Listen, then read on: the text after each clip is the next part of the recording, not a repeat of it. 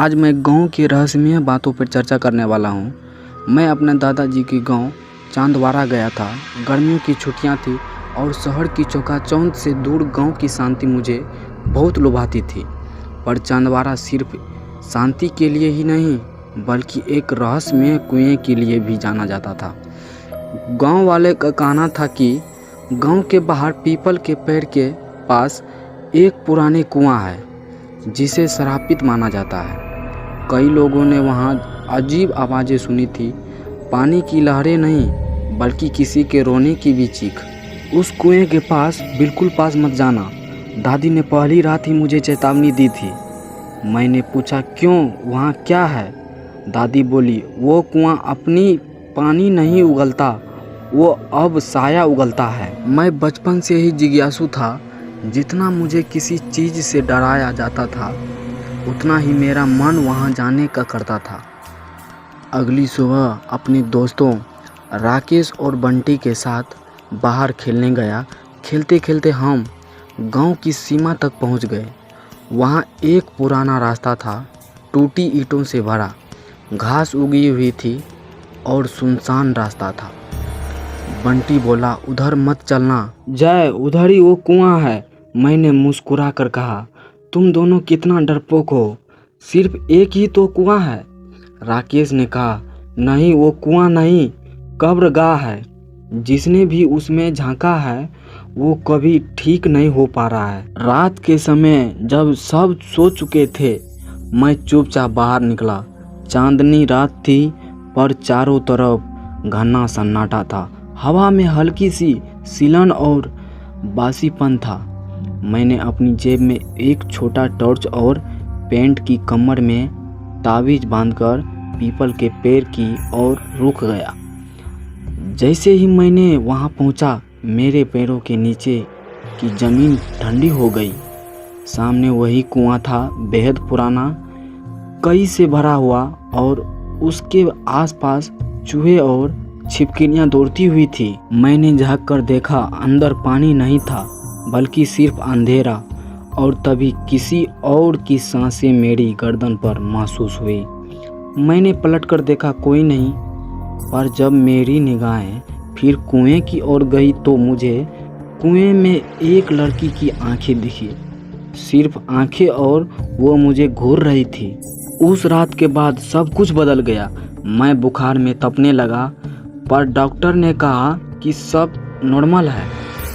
मुझे बार बार वही कुआं दिखाई देता है, सपनों में, दिमाग में, आंखों के सामने। मैं जहां भी जाता हूं मुझे लगता कोई मुझे देख रहा है। एक दिन दादी के कमरे से गुजरते हुए मैंने सुना वो किसी से कह रही थी, वो फिर आ गया है। पिछली बार भी जय के ताऊ ने उस कुएं में झांका था और फिर कभी सामान्य नहीं रहे। मैंने दादाजी की पुरानी लकड़ी की अलमारी खंगालनी शुरू की। वहाँ एक फटी पुरानी डायरी मिली।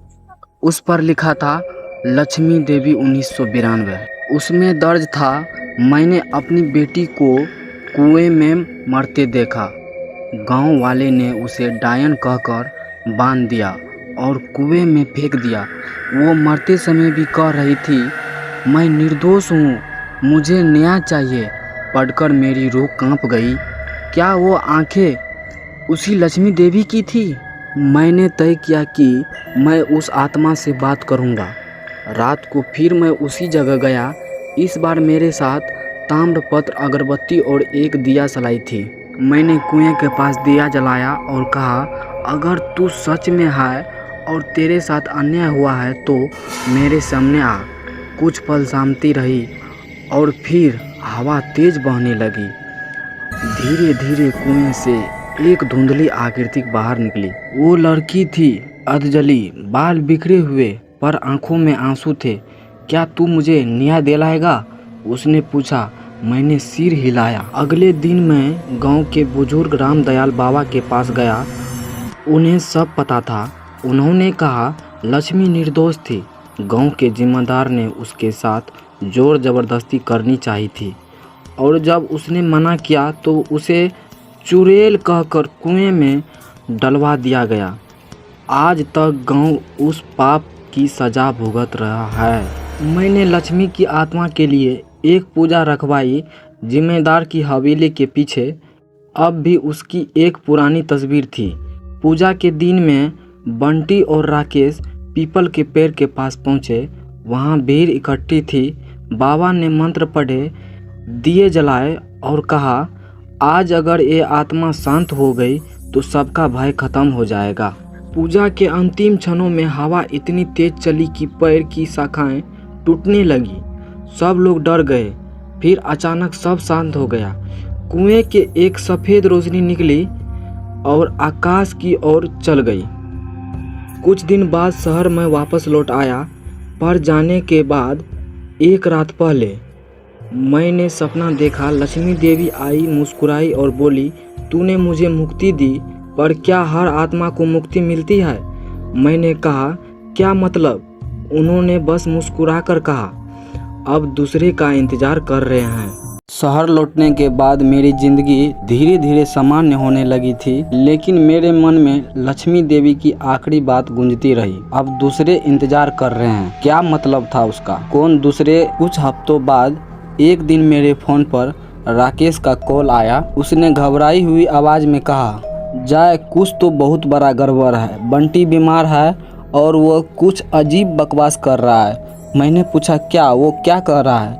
कुएं में और आत्माएं हैं और वो अब उसे बुला रही है। मेरे रोंगटे खड़े हो गए। मैं तुरंत गांव गया। बंटी को देखकर मैं तंग रह गया। उसका शरीर कमज़ोर हो गया था, आंखों के नीचे काले घेरे थे और वो बार बार एक ही बात दोहरा रहा था, वो मुझे आवाज़ दे रहे हैं कुएं से, नीचे कोई और है, कोई बच्चा रो रहा है।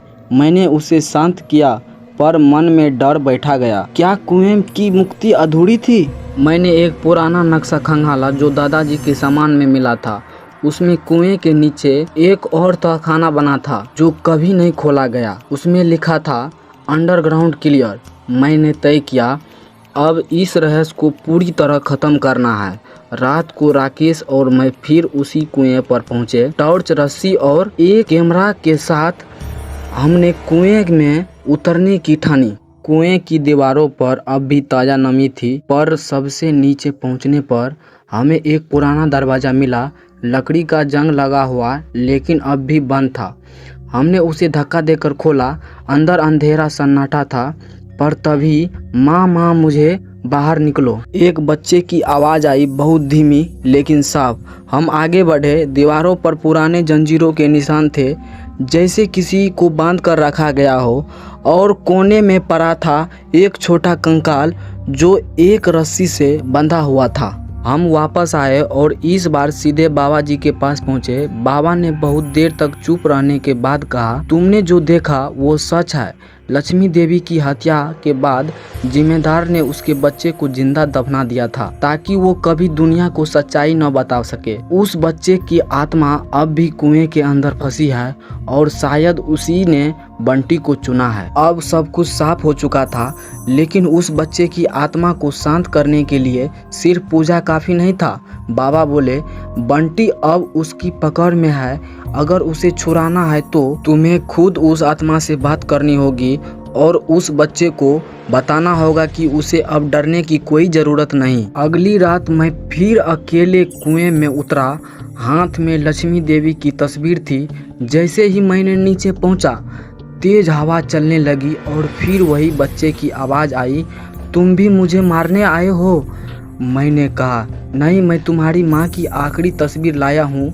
वो अब आज़ाद हो गई है और चाहती है कि तुम भी आज़ाद हो जाओ। अंधेरे में एक रोशनी जली और फिर एक सफ़ेद साया सामने आया।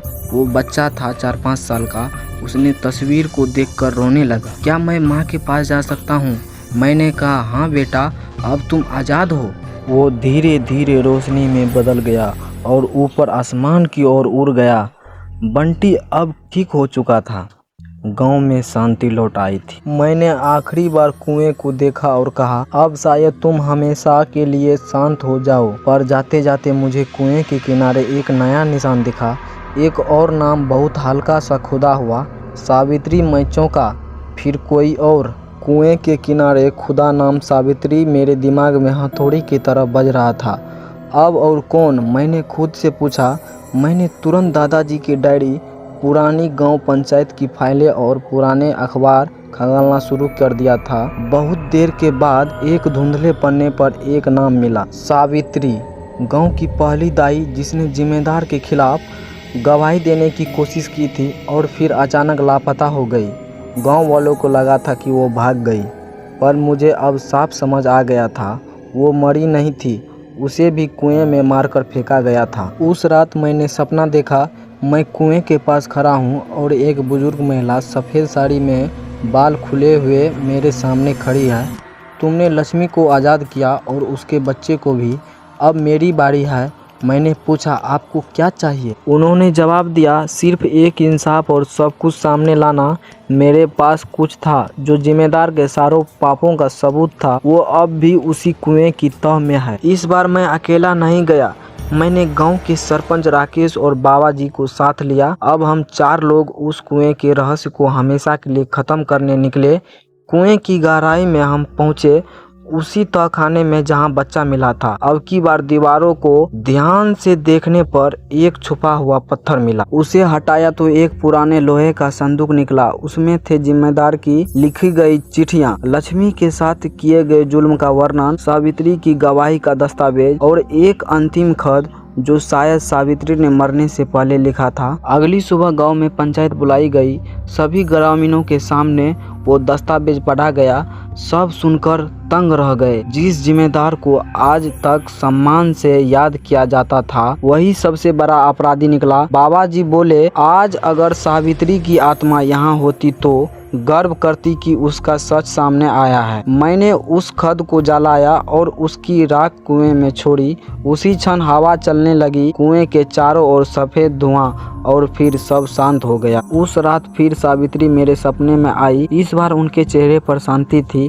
अब मैं भी जा सकती हूँ, उन्होंने कहा, और फिर आसमान की ओर एक सफेद रेखा उठ गई और गायब हो गई। मैं आखिरी बार कुएं के पास गया। इस बार वहाँ कोई चीख नहीं, कोई महक नहीं, कोई छाया नहीं थी, बस एक पुरानी पट्टिका रखी थी। यहाँ उन मासूम आत्माओं को शांति मिले जिन्हें कभी सुना नहीं गया। समय बीत गया। मैं अब शहर में एक लेखक बन चुका था। लोग मुझसे कहते थे, तुम्हारी कहानियाँ इतनी सच्ची लगती है। मैं मुस्कुरा देता हूँ, क्योंकि कुछ कहानियाँ सिर्फ कल्पना नहीं होती, वो जीती गई होती है।